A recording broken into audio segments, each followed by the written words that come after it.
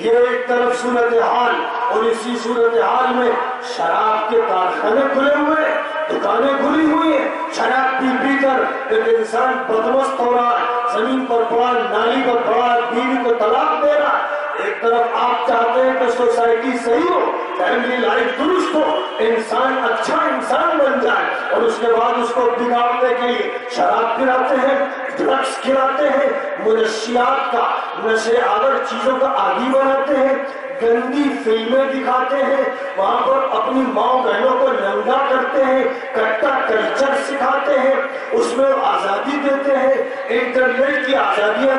دیتے ہیں، جہاں پر وہ کلچر پیش کیا جا رہا ہے جس میں آدمی نہیں رہ گیا، ہر طرح کے قتل کی وارداتیں، کلاڑی سے کسی کو مارا جا رہا ہے، کسی کو زندہ جلایا جا رہا ہے، کسی کو کھدیر کے مارا جا رہا ہے۔ یہ کون سے چیتے بھیڑیے سانپ ہیں جو اتنے پھیل گئے اور اتنے طاقتور ہو گئے ہیں کہ پارلیمنٹ اور اسمبلیاں خاموش ہیں، ان کے پاس طاقت ختم ہو گئی، اور راج ہے تو آواشوں کا، گنڈوں کا، مجرموں کا، اور ان کو قوت دینے کے لیے، طاقت پہنچانے کے لیے فلم انڈسٹری ہے، ان کو طاقت پہنچانے کے لیے انٹرنیٹ ہے، ان کو طاقت پہنچانے کے لیے شرابیں ہیں، ان کو طاقت پہنچانے کے لیے جوئے کے اڈے ہیں، ان کو طاقت پہنچانے کے لیے کو ایجوکیشن کا وہ نظام ہے جس میں ہر گرل کا کوئی بوائے فرینڈ ہے، ہر بوائے کا کوئی گرل فرینڈ ہے، جہاں یہ کلچر دیا جا رہا ہے، زہر کی گولیاں دی جا رہی ہیں،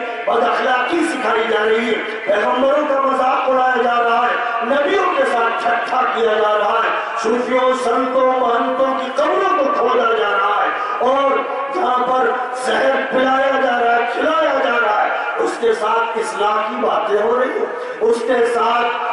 حقوق کی ادائیگی کی باتیں ہو رہی ہیں، اس کے ساتھ یہ مسئلہ ہے کہ عورتوں پر سے ظلم ہٹایا جائے گا۔ ایک طرف ظلم ایسا کیا جا رہا ہے کہ 1000-2000 لڑکیوں کے ساتھ ریپ کرنے والے کو پکڑنے میں 15 سال لگ گئے، 15 سال لگ گئے اس کو پکڑنے میں، جبکہ وہ 1000-2000 لڑکیوں سے ریپ کر چکا۔ اور کتنے ایسے ہیں، ایک دو کیس میں سینکڑوں ہزاروں کیسز ہیں جو چھپے ہوئے ہیں، جو کورٹ تک پہنچے تو وہ تو بہت کم ہے، جو ظلم ہو رہا ہے، عورتوں پر جو ظلم ہو رہا ہے، بچوں کی معصومیت پر جو ظلم کیا جا رہا ہے، عوام پر جو ظلم ہو رہا ہے، جو ایکسپلائٹیشن کیا جا رہا ہے، جس طرح لوگوں کے رزق پر ڈکیتیاں ڈالی جا رہی ہیں، جو قانون بنائے جا رہے ہیں، جس طرح سے ٹیکسوں سے لوگوں کی پیٹھ اور کمر کو دوہرا کیا جا رہا ہے، جس طرح عوامی زندگی کو اجیرن بنایا جا رہا ہے، اور جس طرح لوگوں کو مشکوک بنایا جا رہا ہے، اور اسی شک کی فضا میں ان کے ساتھ وہ معاملہ کیا جا رہا ہے جو غیروں کے ساتھ کیا جاتا ہے۔ ایسے ماحول میں کسی ایک قانون 2 قانون کی کوئی بات ہی نہیں رہ جاتی، کیونکہ اکثریت ریپریزنٹیٹیوز کی، اکثریت آپ کے نمائندوں کی ایسی ہے کہ جس کو خود سلیقہ نہیں آتا، جس کے پاس خود تہذیب نہیں، جس کو خود بات کرنے کا انداز نہیں معلوم، جس کو خود اپنی زندگی میں اخلاق اور تہذیب سیکھنے کی توفیق حاصل نہیں ہوئی، جس کا رویہ لوگوں کے ساتھ ظالمانہ، جابرانہ، فرعونی رویہ ہے، ایسے لوگوں کو آپ نے بھیجا ہے پارلیمنٹ میں، ایسے لوگوں کو بھیجا ہے اسمبلی میں،